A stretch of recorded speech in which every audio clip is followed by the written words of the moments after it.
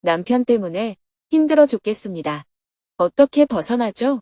2025년 3월 13일 100일 법문 25일째 경전강의 2강 불교사회대학 2강. 안녕하세요. 법륜 스님의 100일 법문 25일째 날입니다. 오늘은 경전 강의와 불교사회대학 강의를 하는 날입니다. 스님은 새벽 수행과 명상을 마친 후 100일 법문을 하기 위해 정토사회문화회관으로 향했습니다. 3층 설법전에서는 사시의 불을 마치고 자리 정돈을 하고 있었습니다. 10시 15분이 되자 삼귀이와 반야심경 봉독을 하며 경전 강의를 시작했습니다. 3층 설법전에는 170여 명이 참석했고 온라인 생방송반에서는 550여 명이 참석했으며 해운대 법당에서도 17명이 참석하여 총 730여 명이 참석했습니다. 대중이 3배의 예로 법문을 청하자 스님이 법상에 올랐습니다. 오늘은 경전 강의 두 번째 시간입니다. 스님은 지난 시간에 강의한 금강경 제1분을 다시 요약해서 설명한 후 금강경 제2분과 제3분에 대한 설명을 이어나갔습니다. 제2. 성현기천문. 그때 장로 수보리가 대중 가운데 있다가 자리에서 일어나 오른쪽 어깨를 드러내고 오른 무릎을 땅에 구르며 합장하고 공경하사 부처님께 여쭈었습니다. 희유하십니다. 세존이시여. 열애께서는 모든 보살을 잘 두어야 생각하시며 모든 보살을 잘 부축하십니다. 세존이시여. 안욕따라 삼맥 삼보리심을 바란 선남자 선여인은 마땅히 어떻게 머물며 어떻게 그 마음을 항복받아야 합니까? 부처님께서 말씀하셨습니다. 갸륵하고 갸륵하다. 수보리여. 그대의 말과 같이 열애는 모든 보살을 잘 두어야 생각하고 모든 보살을 잘 부축하나니 이제 자세히 들어라. 마땅히 그대를 위해 말하리라. 안욕따라 삼맥 삼보리심을 바란 선남자 선여인은 마땅히 이와 같이 머무르며 이와 같이 그 마음을 항복받느니라. 예, 그렇습니다. 세존이시여. 원컨대 즐겁게 듣고자 하나이다. 수보리 존자는 여느 때와 같이 부처님과 함께 지내고 있었습니다. 같이 자고 같이 일어나고 걸식을 해와서 밥을 같이 나눠 먹고 앉아서 명상을 하고 이렇게 평소와 같은 일상을 보내고 있었습니다. 그런데 오늘 아침에는 부처님이 이런 일상을 보내는 것이 엄청난 일이라는 것을 수보리 존자가 자각한 것입니다. 평범한 일상 속에서 미래로 법이 전해지고 있구나. 부처님이라는 위대하신 분이 자기들과 똑같이 나무 밑에서 자고 가사를 입고 바루를 들고 걸식을 마치고 돌아와 공양을 드신 뒤 가사와 바루를 거두고 발을 씻은 뒤 자리에 앉아 함께 명상을 하고 있는데 이러한 일상에 대해 지금까지는 아무런 생각이 없었습니다. 그런데 갑자기 부처님의 이런 일상이 엄청난 일로 다가왔던 거예요. 즉, 부처님께서는 혹시 수행자가 어긋날 것을 염려하여 항상 그들을 보호하고 있고 이 법을 미래에도 전하는 일을 말 없는 가운데 하고 있음을 깨닫게 된 겁니다. 그러자 마음속에서 엄청난 감동이 밀려왔습니다. 그래서 자리에서 일어나 부처님을 향해 정성스럽게 절을 올리고 말합니다. 희유하십니다. 세존이시여. 열애께서는 모든 보살을 잘 두어하여 생각하시며 모든 보살을 잘 부촉하십니다. 요즘 말로 하면 참으로 거룩한 일이라고 찬탄을 한 겁니다. 부처님께서는 그렇다. 수보리여. 열애는 네가 말한 대로 그렇게 하고 있다. 라고 말씀하신 거예요. 평범한 일상인 것 같지만 평범한 일상에서 법이 전해지고 있고 미래도 함께 내다보고 있다는 거죠. 이어서 제3분을 함께 읽고 스님이 설명을 해주었습니다. 제3. 대승정종문. 부처님께서 수보리에게 말씀하셨습니다. 모든 보살 마하살은 이와 같이 그 마음을 항복받아야 한다. 존재하는 모든 중생의 종류, 즉 알로 낳는 것, 태로 낳는 것, 습기로 생하는 것, 화하여 생하는 것, 빛이 있는 것, 빛이 없는 것, 생각이 있는 것, 생각이 없는 것, 생각이 있는 것도 아니고 생각이 없는 것도 아닌 것을 내가 다 완전한 열반에 들게 제도하리라. 이와 같이 한량이 없고 수가 없고 가 없는 중생을 제도하되 실로 제도를 받은 자가 하나도 없다. 왜냐하면 수보리여. 만일 보살이 아상, 인상, 중생상, 수자상이 있다면 그는 보살이 아니기 때문이다. 대승불교의 핵심이 바로 지금 이 문장 안에 다 들어 있습니다. 그래서 제목을 대승정종분이라고 붙인 것입니다. 금강경의 나머지 뒷부분은 이유지를 10번, 20번 되풀이하고 있는 것에 불과해요. 금강경이 중요한 이유는 첫째, 일상이 가장 중요함을 말 없는 가운데 보여주고 있다는 점입니다. 둘째, 요지를 딱 한마디로 설명하고 있다는 점입니다. 그것이 바로 대승정종분입니다. 그러나 대중이 곧바로 알아듣지 못하기 때문에 구구절절 비유를 들어서 설명하고 또 설명하고 해설한 것이 뒤에 이어지는 내용입니다. 세존이시여, 만욕 따라 삼맥삼 보리심을 바란 선남자 선여인은 마땅히 어떻게 머물며 어떻게 그 마음을 항복받아야 합니까? 수보리 존자의 이 질문은 최상의 깨달음을 얻고자 하는 보살은 그 마음을 어떻게 다스려야 하느냐는 겁니다. 부처님께서는 최상의 깨달음을 얻겠다고 마음을 낸 보살은 일체 중생을 하나도 남김없이 열반에 들게 하겠다는 마음을 내라고 대답하십니다. 이 대답을 읽고 여러분은 그냥 그런가 보다 하고 가볍게 생각할 수도 있는데 사실 이 대답은 우리가 듣기에는 엄청난 모순이 들어있는 대답입니다. 내가 지금 힘든 것은 세상이 내 마음대로 되지 않아서입니다.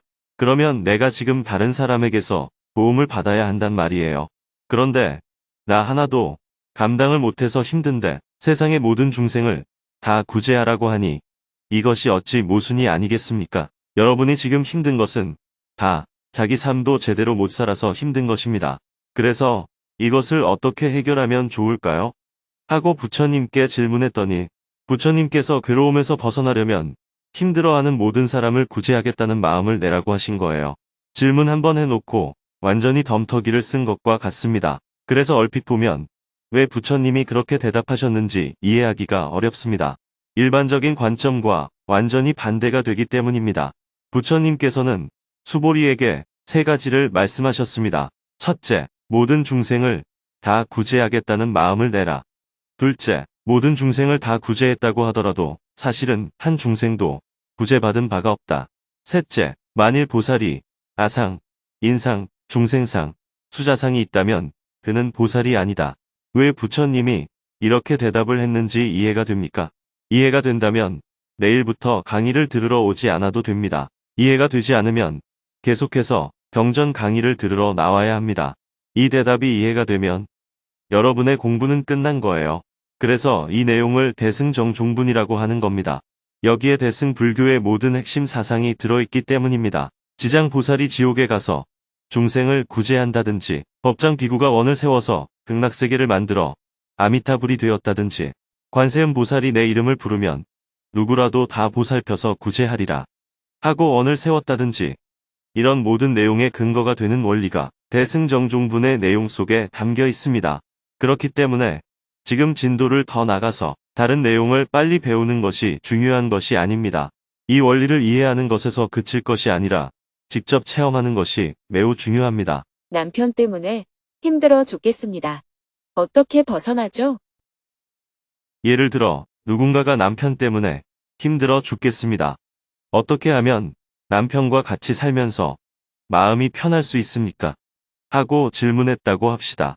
이 문제를 풀 수 있는 종교적인 해법은 무엇입니까? 남편이 일찍 들어오고 내 말도 잘 듣고 돈도 잘 벌어오고 나한테 잘해주는 겁니다. 그래서 여러분이 절이나 교회에 가서 돈을 내고 복을 비는 거예요. 우리 남편이 정신 좀 차리게 해주세요. 이렇게 기도하는 것이 종교적인 해법입니다. 그렇다면 수행이란 어떤 것일까요? 오늘부터 남편이 하자는 대로 하는 것입니다.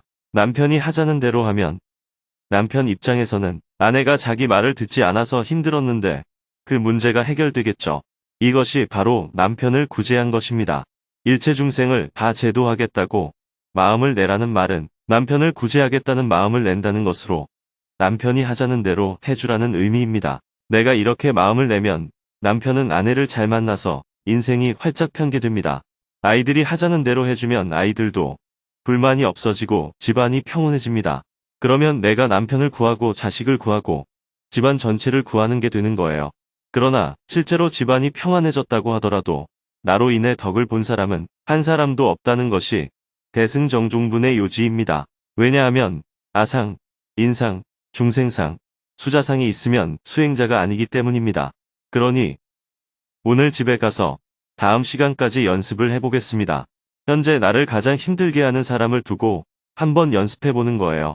남편, 아이, 부모, 친구, 직장 상사 등 누군가로 인해서 괴롭다면 괴로움에서 벗어나기 위해서 상대방의 괴로움을 들어줘 보는 겁니다. 그 사람이 괴롭지 않도록 내가 할 수 있는 것은 무엇이든지 한다는 마음을 내어보는 거예요. 이것이 바로 나의 괴로운 마음을 항복받는 길입니다. 그렇게 해서 괴로움에서 벗어났다고 하더라도 아상, 인상, 중생상, 수자상이 있으면 아직 괴로움에서 완전히 벗어난 것이 아니에요. 이 말이 정말로 맞는지 틀리는지 집에서 한번 연습해 보세요.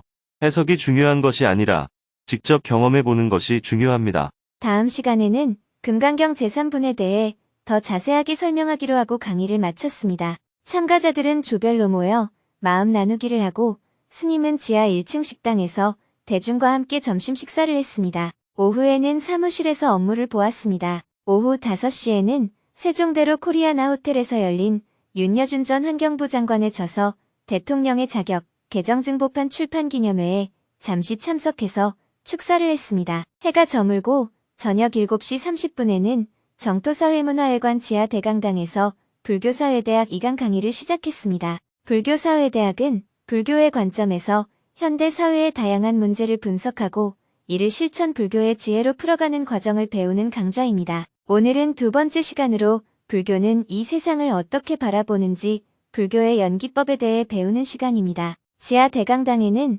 불교사회대학 입학생 210명이 자리하고 온라인 생방송반에는 1900여 명이 참석했습니다. 강의를 시작하기 전에 입학생들을 대상으로 사전 질문을 하고 답변을 받았는데요. 그 결과를 영상으로 함께 보았습니다. 내 인생의 성공과 실패에 가장 크게 영향을 미친 요인이라는 주제에 대해 61%가 나의 후천적 노력이라고 대답해 가장 높은 응답률을 보였습니다. 두 번째로 39%가 내가 태어난 사회와 시대 상황이라고 대답했고, 세 번째로 37%가 나를 둘러싼 주위 환경이라고 대답했으며, 네 번째로 21%가 부모와 주위의 지원이라고 대답했습니다. 이어서 3귀, 반야심경 봉독을 한 후 대중이 3배의 예로 법문을 청하자 스님이 강의를 시작했습니다. 오늘 강의 주제는 세상을 어떻게 바라볼 것인가입니다. 즉, 불교의 세계관을 이야기하고자 합니다. 나라와 종교를 떠나서 대부분의 종교, 사상, 철학이 이 세계는 삼라만상이다라는 관점에서 보고 있습니다. 삼라만상이라는 말은 이 세계가 만 가지 모양이라는 뜻입니다. 이 세상은 헤아릴 수 없이 많은 개별 존재의 집합이라는 겁니다. 세상을 어떻게 바라볼 것인가? 이 세상을 개별 존재의 집합으로 바라보면 하나가 없어져도 나머지에 별다른 영향을 안 준다고 여깁니다. 그래서 세상에서 일어나는 여러 현상을 약육강식과 적자생존으로 표현합니다. 여기에는 무한 경쟁이라는 개념이 밑바닥에 깔려 있습니다. 무한 경쟁이 성립하려면 개별 존재가 전제되어야 합니다. 또한 종교에서는 사람이 죄를 지으면 지옥에 가고 좋은 일을 하면 천당에 가거나 다음 생에는 더 나은 존재로 태어난다고 봤습니다. 지옥이나 천당에 간다든지 윤회한다든지 하는 개념 역시 개별 존재라는 전제가 있어야 성립합니다. 죄를 짓고 벌을 받거나 복을 받을 주체가 있어야 하니까요. 존재 하나하나가 독자성과 변하지 않는 특성을 갖고 있어야 종교가 유지될 수 있는 것입니다. 물질 세계에서도 마찬가지입니다. 고대 그리스 시대부터 세상 만물을 구성하는 근본 알갱이가 있다고 생각했습니다. 그래서 물질을 구성하는 근본 알갱이를 원자라고 이름 지었습니다. 그렇다면 생명을 가진 사람에게 있어 자신의 근본은 무엇이라고 생각했을까요? 그것을 인도에서는 아트만이라고 했습니다. 육신은 늙고 병들어 죽지만 영혼은 영원해서 지옥에도 가고 천당에도 가고 할 수 있다고 본 겁니다. 이런 관점에서 보면 종교든 철학이든 심지어 과학까지도 세계관에 있어서는 이 세상이 개별 존재들의 집합이라는 생각이 모두 밑바닥에 깔려 있습니다. 표현을 조금씩 달리했을 뿐이지 이것이 세계관의 주류라고 할 수 있습니다. 왜 하나가 살기 위해 하나가 죽어야 할까? 그러나 부처님은 기존의 세계관으로 세상을 봤을 때 모순이 있다는 사실을 발견했습니다. 12살 때 농경제에 참석했다가 새가 벌레를 쪼아 먹는 것을 보고 왜 하나가 살기 위해 하나가 죽어야 할까? 둘 다 같이 사는 길은 없을까? 이런 의문이 든 것입니다. 부처님의 고민은 아마도 청소년이었기에 가질 수 있는 의문이 아니었을까 싶습니다. 어른의 눈으로 보면 당연한 일로 받아들여져서 의문 자체를 가지지 않았을 겁니다. 오늘날 우리가 배우는 학문은 대부분 경쟁에서 이기는 것에 초점이 맞춰져 있습니다. 어떻게 하면 옆 사람보다 운동을 더 잘할 수 있을지, 공부를 더 잘할 수 있을지, 돈을 더 많이 모을 수 있을지, 이렇게 경쟁해서 이기는 방법을 가르치는 것이 대부분의 학문입니다. 신이 세상 만물을 다 창조했고, 그 창조물 중에 하나인 인간을 아끼고 사랑한다고 사람들은 믿습니다. 그래서 신을 믿고 소원을 빕니다. 그런데 신이 소원을 다 들어준다면 왜 병들어 죽어가는 사람이 생기고 왜 자기 형제를 죽이고 왕이 되어 오이오식하고 살아가는 사람이 생길 수가 있느냐는 겁니다. 만약 신이 있어 죄를 묻는다면 잘못을 저지른 사람이 죄값을 치르게 해야 하지 않느냐는 거죠. 그런데 사람들은 그 사람을 죄인이라고 하지 않고 위대한 왕이라고 칭송합니다. 심지어 한두 명을 죽이면 살인자가 되지만 많은 사람들을 죽이면 영웅이 된다. 이런 말도 있지 않습니까? 한두 푼 훔치면 도둑이 되고 많은 돈을 훔치면 사업가가 되는 거예요. 부처님은 세상에 이러한 모순이 있다는 것을 아신 겁니다. 부처님은 이런 의문을 당시 자신에게 가르침을 주던 두 스승에게 물었습니다. 스승들은 질문에 대답을 못하고 오히려 쓸데없는 생각이라고 했습니다. 그래서 스스로 답을 찾을 수밖에 없었습니다. 부처님은 더 이상 물을 데가 없어서 탐구를 시작한 거예요. 이렇게 답을 찾는 행위가 탐구입니다. 이것이 부처님이 깨달음을 향해 구도의 길을 떠난 출발점이었습니다. 모든 것은 연관되어 존재한다. 부처님이 깨달음을 얻고 눈을 떠서 세상을 보니 지금까지 상상으로 알던 세상과는 다른 모습이었습니다. 이전에는 개별 존재의 집합이었다면 깨닫고 보니 실제의 세상은 모든 것이 연기되어 있었습니다. 연기라는 말은 한자로 말미암을 연자와 일어날 기자를 합한 말입니다. 모든 것이 말미암아 일어난다는 뜻입니다. 다른 말로 표현하면 A로 말미암아 B가 일어난다 라고 할 수 있는데 이 말은 A와 B가 연결되어 있다는 의미입니다. 이 세상의 모든 존재가 서로 연결되어 있다는 사실을 깨달은 것입니다. 마치 그동안은 구슬이 그냥 바구니에 담긴 것 같았는데 구슬과 구슬 사이가 다 연결이 되어서 그물처럼 되어 있다는 사실을 알게 된 것입니다. 생태 연못을 예로 들어봅시다. 연못 주위에 뱀이 몇 마리 살고 있어요.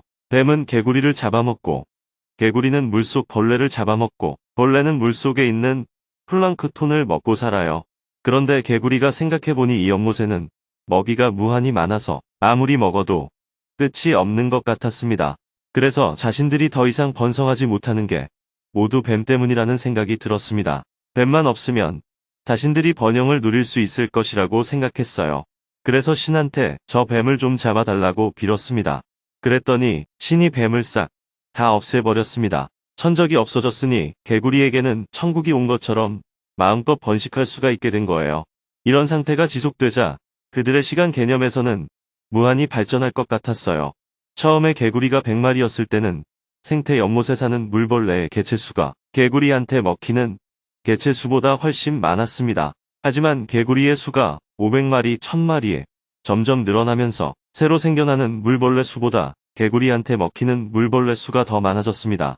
개구리가 볼 때 처음에는 아무 문제가 없어 보였는데 어느 날 순식간에 굶어 죽는 상황이 벌어지게 된 겁니다. 이런 순간은 일순간에 옵니다. 어제까지 문제가 없었는데 오늘 딱 닥치게 되는 거예요.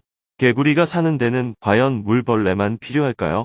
정말로 뱀은 불필요한 존재일까요? 개구리가 사는 데는 물벌레만 필요한 게 아니라 뱀도 필요한 것입니다. 뱀이 있음으로 해서 개구리의 지속적인 삶이 보장되는 거예요. 하지만 짧은 시간에서만 보면 개구리에게 뱀은 자신을 고통스럽게 만드는 요인입니다. 그래서 뱀만 제거하면 영원한 번성을 누릴 수 있을 것이라고 착각하는 거예요. 플랑크톤, 물벌레, 개구리, 뱀이 어떻게 보면 하나하나 독자적으로 살아가는 것 같지만 생태 연못 전체를 보면 모두가 어우러져서 생명 현상을 유지해 나가고 있는 것입니다. 이것이 바로 연기법입니다. 연기법이라는 말은 부처님 이전에는 없는 말이었습니다. 부처님이 처음으로 사용한 말입니다. 부처님은 연기법에 대해 이렇게 표현했습니다. 이것이 있으므로 저것이 있고 이것이 없으면 저것도 없다. 이것이 생겨나면 저것이 생겨나고 이것이 사라지면 저것도 사라진다. 이것과 저것은 개별 존재가 아니고 상호 연관되어 있다는 의미입니다. 앞 문장인 이것이 있으므로 저것이 있고 이것이 없으면 저것도 없다 하는 것은 공간적 연기를 표현하는 것입니다. 일체의 모든 존재는 연관되어 있고 어떤 것도 고립적이며 독립적인 존재는 없습니다. 공간 안에서 서로 연관되어 있고 연관되어 있기 때문에 공간 개념이 생기는 것입니다. 그래서 존재하는 모든 것에는 아라고 하는 단독자가 없습니다. 그럼에도 불구하고 사람들이 아가 있다고 주장을 하니까 부처님께서 나라고 할 것이 없다 하는 뜻에서 무아를 이야기하신 겁니다. 무아란 모든 존재가 서로 연관되어 있고 단독자는 없다는 뜻입니다. 뒷문장인 이것이 생겨나면 저것이 생겨나고 이것이 사라지면 저것이 사라진다 하는 것은 시간적 연기를 표현하는 것입니다. 일체의 모든 존재는 변합니다. 변하기 때문에 시간 개념이 생기는 것입니다. 당시에는 신을 말할 때 성스럽고 영원하고 실체가 있고 즐거움이다 라고 생각했습니다. 여기서 영원하다는 것을 한자로 항상할 상자를 씁니다. 그래서 앞에 없을 무를 붙여서 무상이라고 표현했습니다. 즉 항상함이 없다는 뜻입니다. 불교의 핵심 사상은 연기법이고 연기법을 다른 말로 표현하면 무아와 무상입니다. 하나는 공간적 개념에서 설명하고 있고 다른 하나는 시간적 개념에서 설명하고 있는데 이 둘은 사실 분리될 수가 없는 겁니다. 우리의 인생은 공간만 갖고 살 수도 없고 시간만 갖고 살 수도 없습니다. 공간과 시간이 결합되어 있는 것이 우리의 현실입니다. 아인슈타인의 상대성 이론과 4차원 세계에 대한 이론들을 보면 시간이 공간으로 변하고 공간이 서로 연관되어 있다는 사실도 밝혀졌습니다. 변화한다는 사실을 알면 집착할 바가 없다. 우리는 살면서 영원하다는 말을 참 많이 합니다. 영원한 사랑, 영원한 생명, 이런 것은 없습니다. 천당에 가면 영원히 복을 누릴 것 같지만 그런 건 없어요. 시간이 좀 길면 영원하다고 상상하는 것일 뿐이지 불변하는 것은 없습니다. 여러분도 불변한다고 생각하기 때문에 집착하는 것이지 변하는 줄 알면 집착을 안 하겠죠. 사랑이 불변한다는 생각 때문에 사랑에 집착하는 것이지만 화장실 갈 때와 나올 때 마음이 다르고 결혼할 때와 결혼한 뒤에 마음이 다릅니다. 하지만 여러분은 항상 같다고 생각해요. 부부가 싸울 때를 보면 당신 그때 나한테 뭐라고 약속했어?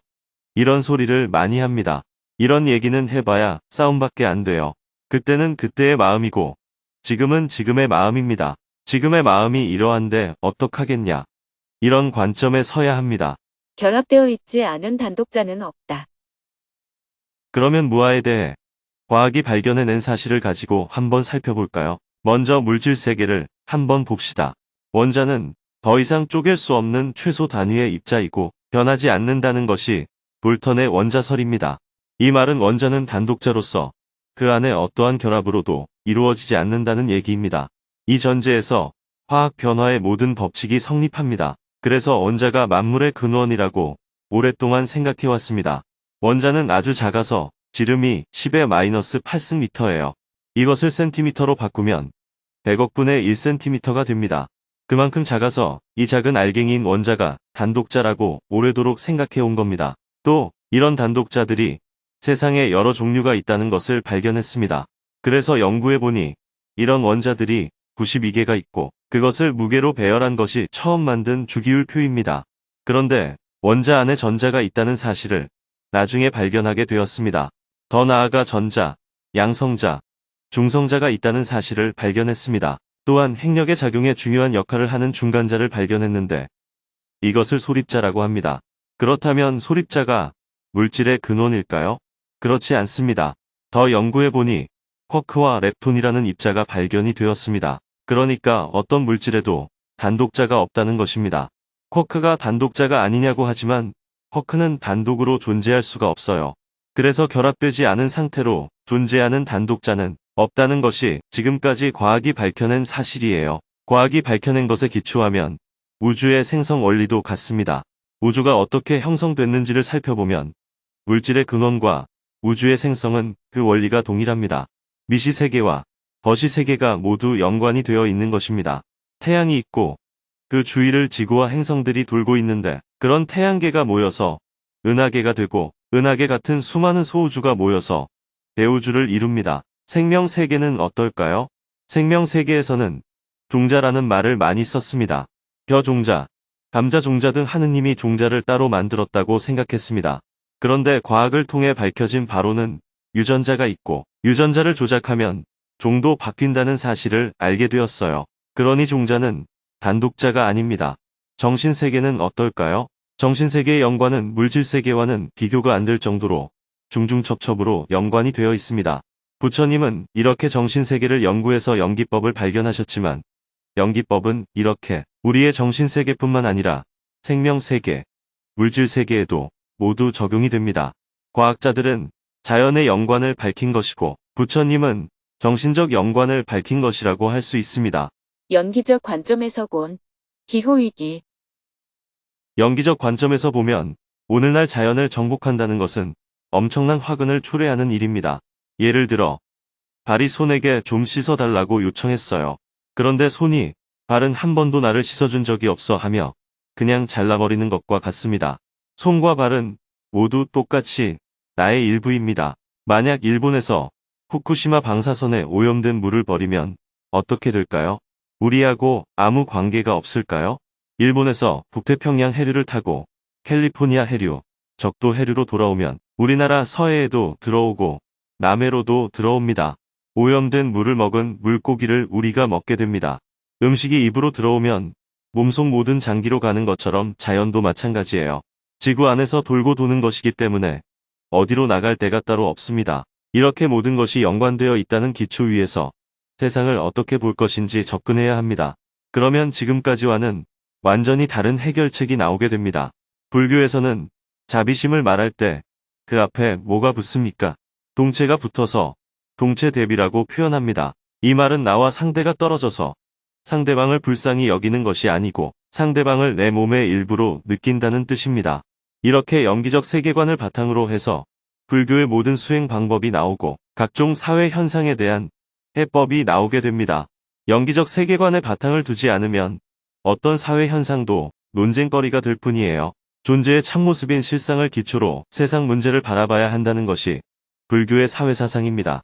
오늘은 불교의 연기적 세계관에 대해 자세하게 살펴보는 시간이었습니다. 다음 시간에는 불교의 실천관인 중도를 배우기로 하고 2강 수업을 마쳤습니다. 참가자들은 조별로 모여 마음 나누기 시간을 가졌습니다. 마음 나누기 속에서 오늘 배운 내용을 다시 한번 되새겨볼 수 있었습니다. 내일은 100일 법문 26일째 날입니다. 오전에는 부처님 열반제일 기념 특별 법회를 하고 저녁에는 금요 즉문즉설 강연을 할 예정입니다.